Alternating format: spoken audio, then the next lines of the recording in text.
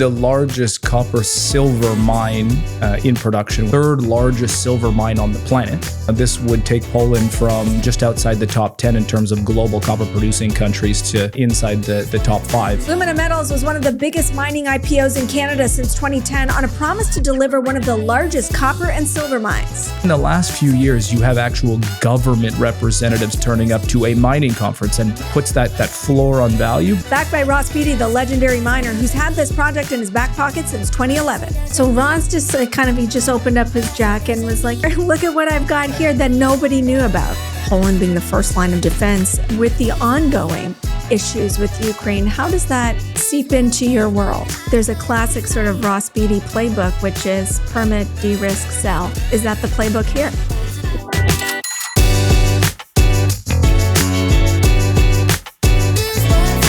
When you choose a Raymond James advisor, you're getting more than independent financial management.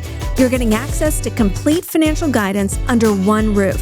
From tax and estate planning to trust services for generational wealth and strategies for life's key milestones like buying a home, funding your children's education, or preparing for retirement, they bring it together in one financial plan. What also makes Raymond James advisors unique is their complete independence. With no proprietary product to promote, you will benefit from personalized services, all backed by the strength and resources of Raymond James, a powerhouse with $100 billion in assets and over 520 advisors nationwide. Discover how Raymond James can help you live a life well planned. Visit raymondjames.ca. The content provided in this podcast is for informational purposes only and does not constitute financial, investment, or professional advice. The views expressed by the host and the guests are their own and do not necessarily reflect the opinions of any organization or company. The host and guests may maintain positions in any securities discussed on the podcast. Always consult with a qualified financial advisor or professional before making any investment decisions. Hey everyone, welcome to a brand new episode of In the Money with Amber Kanwar. It's kind of a weird week. We've got Canada Day and Independence Day and the markets are closed a bunch. So instead of doing our usual stock picking episode, we are talking about one company, Lumina Metals. It was the biggest mining IPO since 2010 earlier this year. It's backed by Ross Beaty and it's got mining assets in Poland. We don't talk a lot about Poland when it comes to mining, but did you know that it is just outside the top 10 global producers for copper and the third largest silver producer around the world? Now, it could actually be a lot higher when you think of the copper and the silver in the ground. The thing is, they've had a pretty oppressive tax regime, a 70% effective tax rate. We're going to hear from the CEO of Lumina Metals, Jordan Pandoff, who thinks change is in the air. Those taxes could come down and more production could be unlocked. It's kind of funny. This is an asset that Ross Beaty has just been sitting on for the last 12 years. Maybe because prices are at a record high, he now thinks it's time to bring it to the market. Whether Lumina is the one who ultimately produces the metal is another thing, but slowly this project is being de-risked. Let's get into it.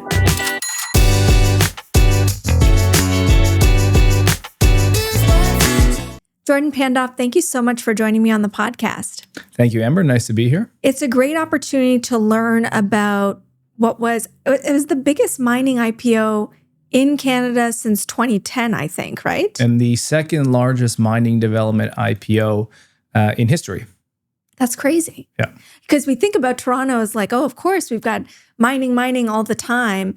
But maybe it speaks to, it's been a few dry years when it comes to IPOs in this country. Yes. And generally for mining, it's been a long decade between basically 2010 and 2020 of not a lot of capital available to the mining sector. And since COVID, and we've really seen governments around the world step up and provide a foundation or a floor for private capital to come into the mining sector, as well as I think people have recognized with all the geopolitical events how important these metals are. We're going to talk about what makes the Lumina story so interesting and why this was able to break some records, at least that have not been seen for a few decades. I first want to talk about you, though. How did you end up here? Because as I understand, so you're the CEO of Lumina Metals. Before this, you worked at Glencore.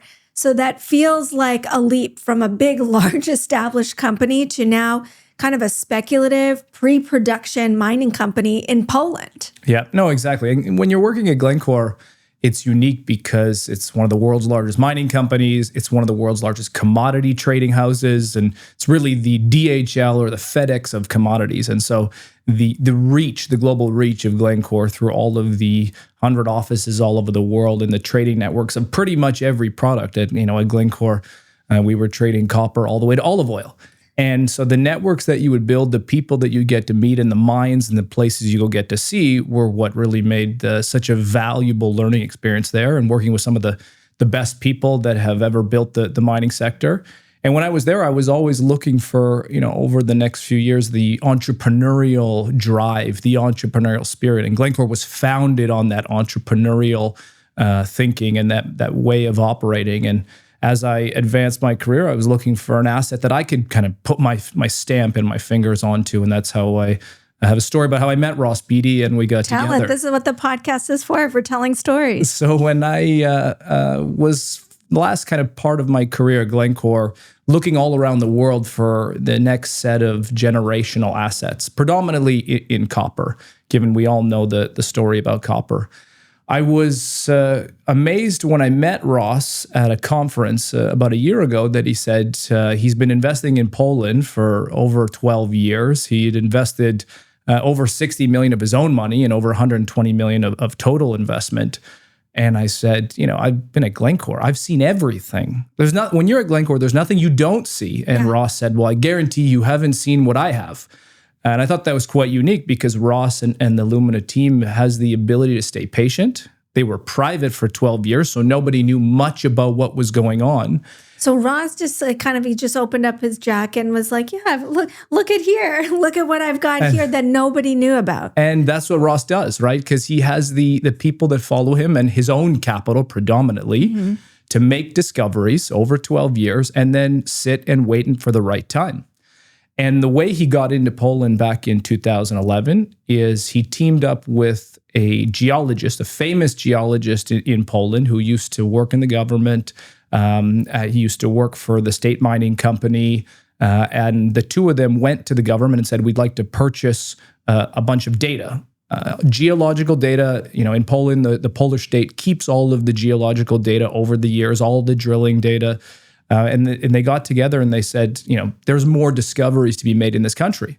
They're just a little bit deeper than the current operating mines. And they took all of this data and then they said, you know what, let's just start putting 2,000-meter holes into the ground out of Ross's pocket. And that's how they made the 3 largest discoveries in Europe since 1957. That's wild. I mean, yeah, that's my next question is for people who don't know, this is not a small opportunity. Talk about the size and scale of the main project is called Noah Sol. Did I say that correctly? Yes, correct. Yeah. The size and scale and what it could be compared to major copper or silver assets around the world.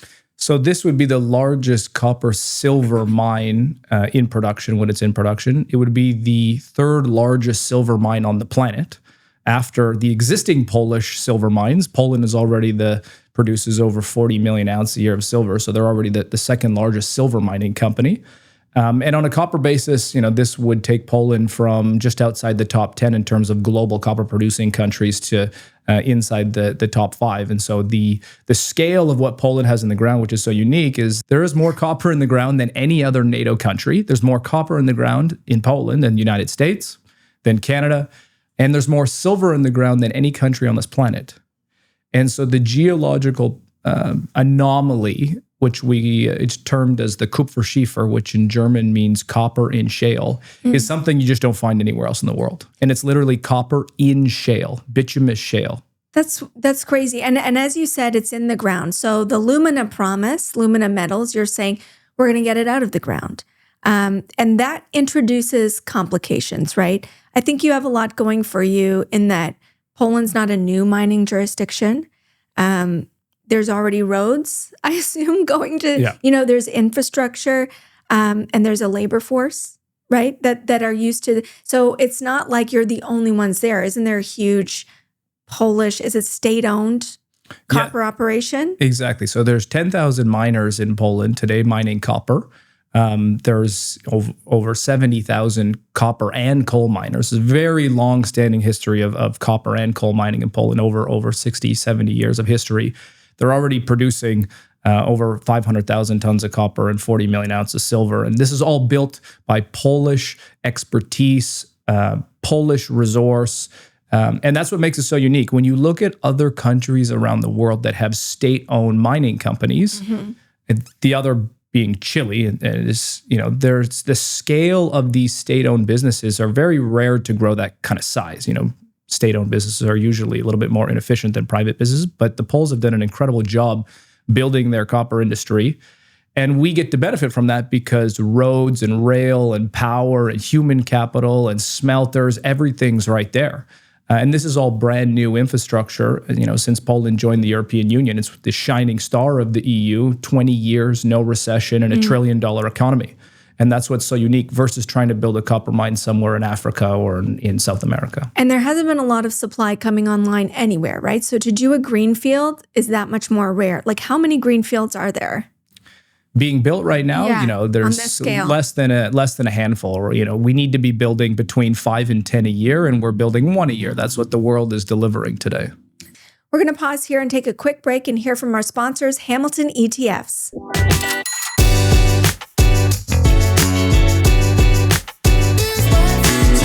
The traditional 60-40 portfolio, 60% stocks and 40% bonds, has been a cornerstone of investing for decades. But it relies on one key idea, that stocks and bonds offset each other. And in today's market, that hasn't always held up. And it isn't always about performance. It's about managing volatility. That's where the Hamilton Enhanced Mixed Asset Allocation ETF, ticker MIX, comes in. MIX. Think of it as an evolution of 60-40. It combines 60% equities, 20% bonds, and 20% gold. Gold acts as a third layer of diversification, which has historically been a safe haven during market stress, an inflation hedge, and less correlated to bonds and stocks. So instead of relying on 2 asset classes, you now have 3. When you backtest the mixed asset index back to 2004, you get similar returns to the S&P 500. And when you add leverage, modest leverage, 25%, the index has historically outperformed. And importantly, the index's volatility has been lower with this 60-20-20 approach, even after modest leverage. And the index's drawdowns during market sell-offs has been less. An example is during the financial crisis. The S&P 500 fell 55% peak to trough. The mixed asset index only fell 27%. And even with leverage, it only fell 33%. So you get historically shallower declines, smoother returns, and typically faster recoveries. And that can matter because investing is not just about returns. It's about whether you can stay invested long enough to achieve them. Mix is designed to seek long-term growth with a more balanced and more manageable investing experience. A modern mix of stocks, bonds, and gold built for today's market. For more information, visit hamiltonetfs.com or visit the link in the show notes.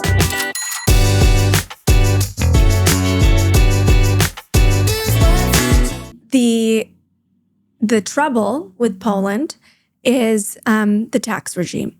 And there's a reason that all that copper has remained in the ground. And what is that reason? The current tax regime in Poland for copper mining is much higher than other countries that produce copper. And the reason being there's only one state-controlled company. And so when the state owns the resource and they're the only company mining it, the tax number is kind of irrelevant. State-owned money goes to the state budget. It's mined by the state. It's all one kind of left pocket, right pocket transfer. In other industries in Poland, whether it's oil and gas or coal, there's a tax rate that is comparable to any other country because you have large international investors. You have large mining companies in oil and gas and in coal. But in copper, because you have one state-controlled business, the current tax regime is not conducive to building new and bigger mines, which is why their production has declined over the last 20 years. So I read that it's an effective rate of 70%. Yeah. Compared to other countries, which is 20 to 50%. Is part of the play a bet that the rate is going to come down? Exactly. You have to believe that the rate is going to come down. And we've seen this before. And the good example is the Lundin family in Ecuador. Before the Lundin family went into Ecuador to build the very large gold mine, which is now Lundin Gold, the tax rate in that country was 80%.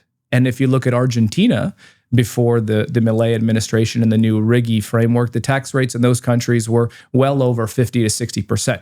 And I think, resources are areas where investors understand tax risk all over the world and tax opportunity.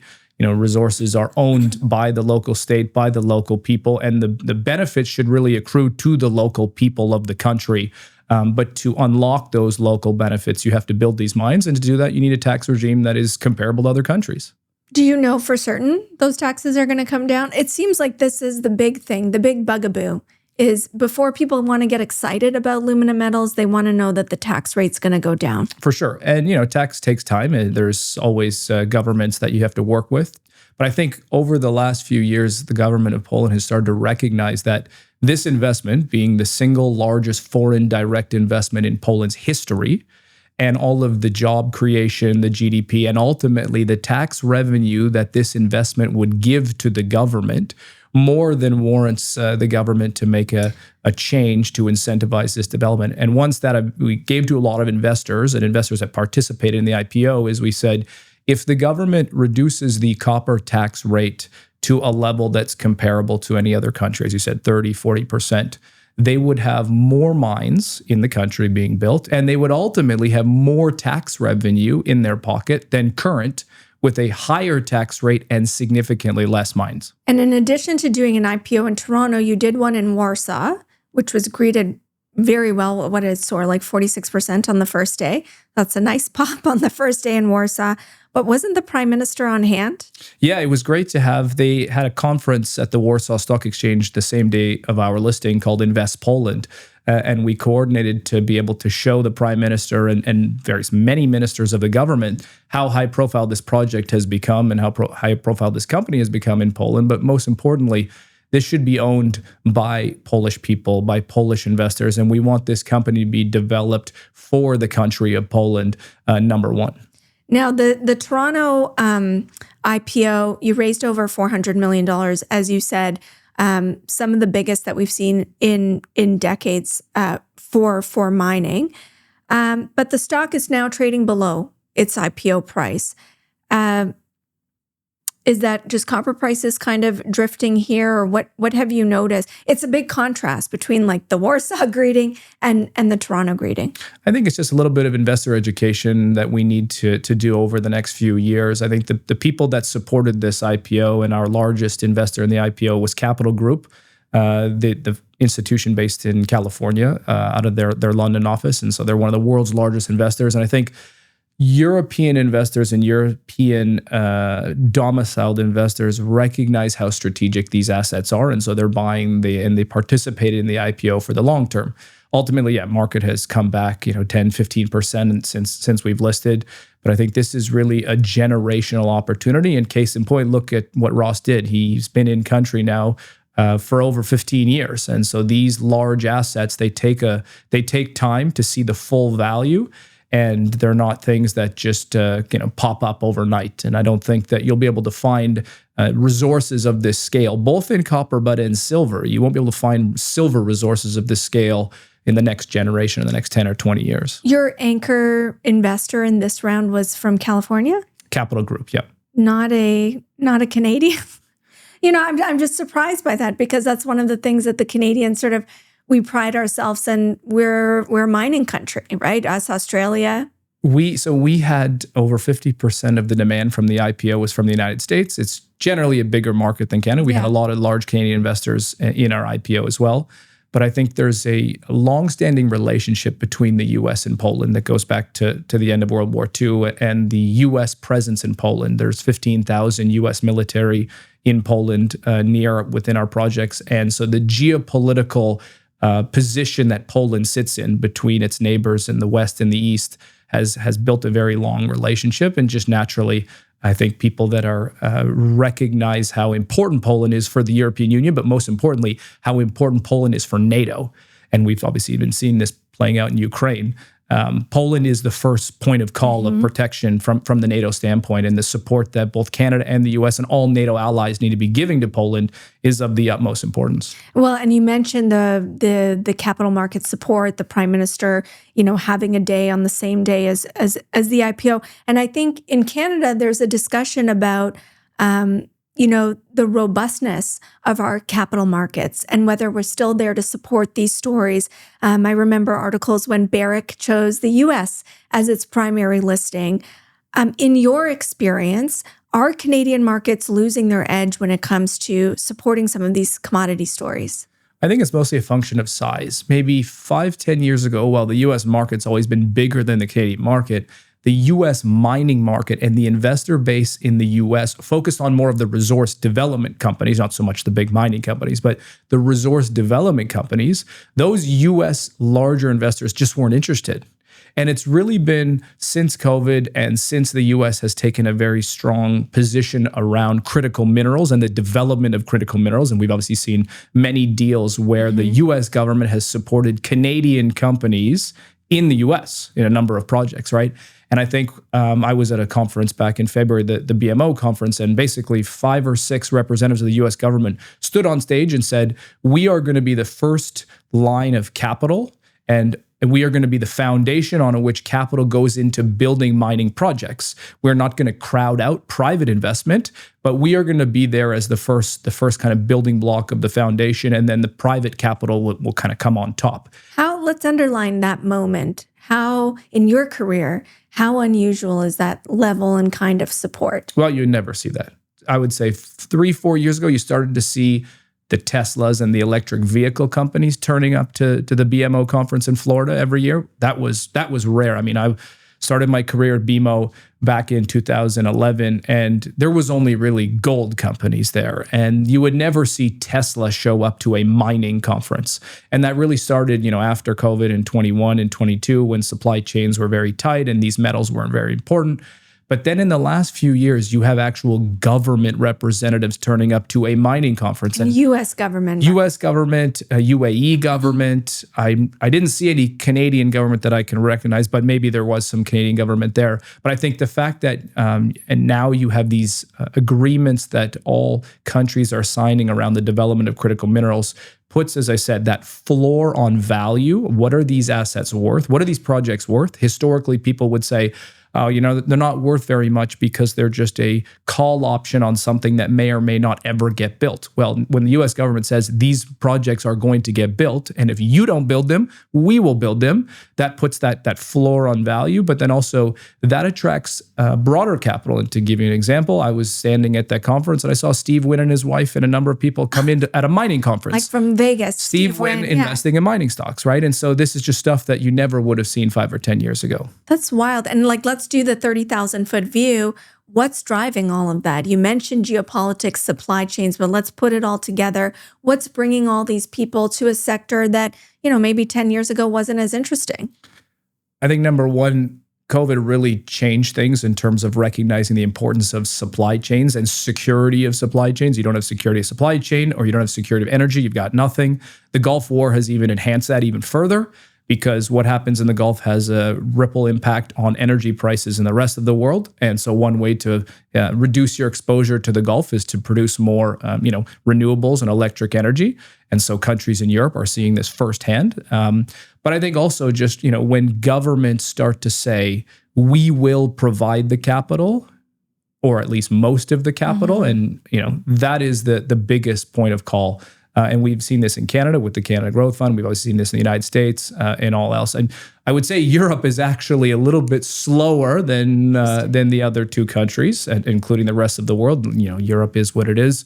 But I would expect they'll have to really speed up now because North America has taken such a hard stance on this. Well, I think it's important to understand the urgency around Europe. You kind of alluded to it already, but Poland being the first line of defense with the ongoing issues with Ukraine, how does that seep into your world? I think number one, people recognize how important these metals are for military production. So Poland spends over 5% of its GDP on defense and military production. It's the highest spender of any NATO country. That's one of the reasons why the U.S. relationship with Poland is so strong, is because they're one of the few countries within NATO that has been meeting that threshold of 5%. Not out of necessity, they have to, right? Some other countries in Europe don't meet that 5% or that even the 2% goal because whether it's Spain or other areas, they're just they don't have those risks on their doorstep, similar that Poland or the Ukraine or other countries will have.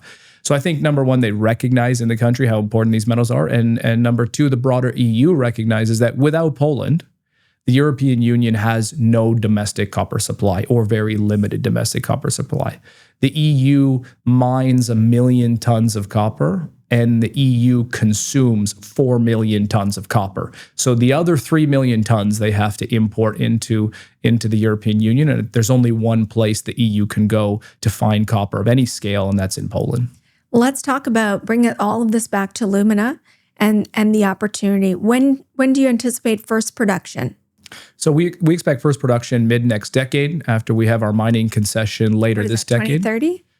So mid 2030s, we'll have a mining concession that we'll be applying for 2029, 2030. And ultimately, once we have that, it's about a 5-year construction to get to the first production. There'll be a significant amount of investment that goes into the country, obviously, before metal comes out of the ground. And this is one of the things we've been educating some Polish investors on, is there's value creation in these mining development assets well ahead of actually first mining any commodity. And I think this is actually something that in North America, and specifically Canada, is very well known. How do you create value for investors before you actually pull metal out of the ground? How? And the way you do that is, de-risking the project, tax reform, things like that, advancing the project through technical studies and environmental work. We have an incredible relationships with all our local communities that have been with us for 15 years.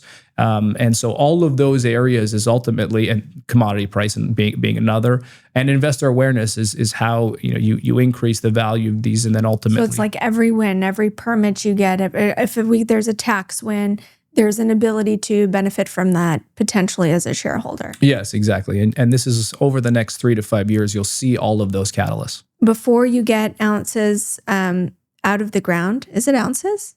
The silver is the ounces and the tons is copper. Tons, yes. Yeah, that's right. I was like, I don't think that's right. Ounces or tons out of the ground. You will need a lot of money to do that. And you've already raised $400 million, but I've seen you need over $6 billion to get there. What's the plan?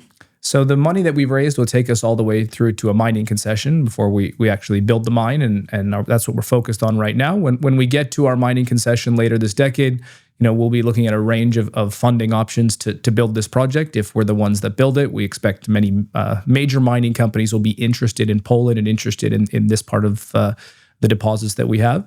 When you think about the development and what's unique about Poland, these are all underground mines, and so they can scale up over time. They're modular, and so we don't have to build one $6 billion project, but rather we're building 2 $3 billion projects. And the reason why that's important is we start with one, and we only have to build one $3 billion investment, and then we can take the cash flow from that $3 billion investment and fund the second $3 billion investment. And that's one of the things investors really liked, about our deal was, number one, the infrastructure we talked about. When you think about building any large industrial project anywhere in the world, if you're starting from an infrastructure advantage, roads, rail, power, ports, smelters, labor, you don't have to import or bring any of that stuff. That's the number one advantage because it limits your risk in terms of the cost escalation of the project because all the civil infrastructure, it's all built there. But also the modular-based nature of these deposits in Poland, building one and then over time building the second one is what also reduces the risk of construction. And so you don't have to overcommit yourself to a much larger project versus starting with one smaller project and expanding over time. I'm going to pick up on what you just said. If we are the ones to produce, there's a classic sort of Ross Beaty playbook, which is permit, de-risk, sell. And is that the playbook here? Ross has a long history, as you know, with de-risking and selling deposits, but he also has a history of building mining companies. He obviously is the founder and built Pan American Silver. He founded and built Equinox Gold. And so he has two playbooks, and we never know which playbook we're going to fit into. It's our job to get to the point where we have options and many options to go in either path, and that's what we're focused on.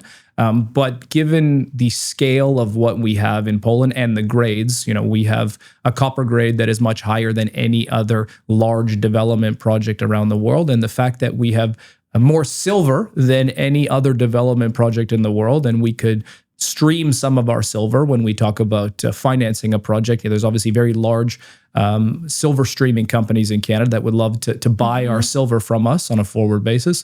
These are all funding options and optionality we have in our pocket that's not reflected today in the value of our company. Thank you to our partners at ATB Financial. With over $100 billion in assets, ATB Financial is powering possibilities for more than 843,000 financial services clients. ATB Cormark Capital Markets is a leading North American investment firm providing holistic corporate and capital markets advice and full-service financial solutions. Visit atb.com/inthemoney for more information. I feel like we should talk to you about how often copper and silver go together, right? In some of these projects. Never. And that's what makes the Kupferschiefer in Germany a geological anomaly that exists nowhere else on this planet. That you can get both. Can't get both. You can get copper gold, and you can get, there's always silver that comes in some small deposits in South America. But to have a big copper deposit alongside a big silver deposit just doesn't exist anywhere in the world. And to give you an example of what's the ratio of copper to silver in Poland and in these specific deposits and mines today. So historically, the ratio of copper to silver and the value of copper relative to the value of silver is about 70% copper, 30% silver. Now, silver prices obviously moves around quite a bit. Back in January, that ratio was 50-50. So it wasn't even a copper mine, it was a copper-silver mine. And today, that ratio is more about 60-40. But that's what's so unique for both copper investors, but also silver. I mean, we got to talk silver prices. I mean, they're wackadoodle, right? They can really move on you. Copper has touched record highs, and I feel like I've been following this market for so long. Part of that is because it is a supply deficit, and now what do high prices encourage? They encourage people like you, like Ross, to say, "Okay, now's the time. We can get this stuff out of the ground." How do you think about the long-term value, the long-term price for copper? And are you worried that copper prices themselves are in a bubble? At the end of the day, we focus on the things that are on the table in front of us, and that's really, advancing what we have at Lumina. When it comes to prices, we're all price takers in this industry. The difference is when you're a price taker, but you only have maybe 5, 10, or 15 years of life in your pocket versus having 50 or 100 years of life. And to give you an example of the mines in Poland, so they started producing in the late 50s and the early 60s, and they still have another 50 years ahead of them, right? And so when you have that kind of long duration optionality, you don't worry too much about prices because you're going to go through many cycles and you're going to catch many highs and many lows. But it's what differentiates, every asset is how long do you have and how many cycles will you be exposed to. And that was one of the biggest things we always dealt with at Glencore. Whenever the team, really starting with Ivan, said, I only want to have exposure to really long life investments because I have no idea what the price is going to do over the next 2, 3, 5 years. But I can tell you over 30, 50, 100 years, I'm going to be able to have or capture more than enough cycles to make my investment worthwhile. And that was the biggest thing that Glencore would always focus on, is that longer term optionality. Yet you must know, you've been to the conferences, you have a lot of buddies in the space. What is the energy like right now? There's been some action among some of players. Do you expect more consolidation? Where's kind of the chatter right now in terms of excitement around base metals? So I think what's unique is when we think about the excitement for base metals, the generalist investors and the equity market investors, they have less and less options to invest in some of these projects. The reason being they're getting taken out left, right, and center by either a Chinese company, a Canadian company, by the US government providing all of the capital. And so there's a very small set of options that a public markets investor has for a big copper, let alone a big silver project. And I would expect that over time, there's just going to be more M&A. There's going to be more large transactions. But ultimately, it stems from the fact that we've seen borders close to certain investments. And that's really country by country. So obviously, maybe 10, 15 years ago, the Chinese could go to any country and buy anything they wanted. And now those borders have really been shifted and changed. And so they're focusing on areas where governments will allow them to come and buy assets and make investments. So that's number one. But also, number two, you've seen private capital and private individuals step in and start to acquire assets and big stakes of assets. And so going forward, it's just going to be a scramble to get people to get their hands on some of these assets. Okay, before I let you go, I want to ask, do you have any war stories about Glencore? It is a name, as you said, it's huge. It courts controversy. It is such a behemoth in the space. It's tried to do a bunch of stuff in Canada, and people get up in arms about it. What do you think? Is it unfairly maligned? What is the truth about being somebody who worked at Glencore? Well, the best thing I said about being at Glencore is the people you meet and the different types of people you meet. There's the hard-charging trader all the way to the very technical focused mining engineer. But one of the unique stories I have with Glencore, which was very well covered in the media, was when Glencore made an approach a number of times to join with Teck Resources. Yes. And this was one of a great part of my career to see how we could put together these two companies. Ultimately, Glencore ended up acquiring the coal assets, but we tried a number of times to integrate and merge these two businesses. And I would say what was unique was at the time, the Canadian government and the Canadian marketplace was very worried about hollowing out the Canadian mining sector. Now there's actually, I think Glencore has more employees in Canada than any other mining company. And I think Glencore actually has more employees in Canada than Teck does, which is ironic. Yes.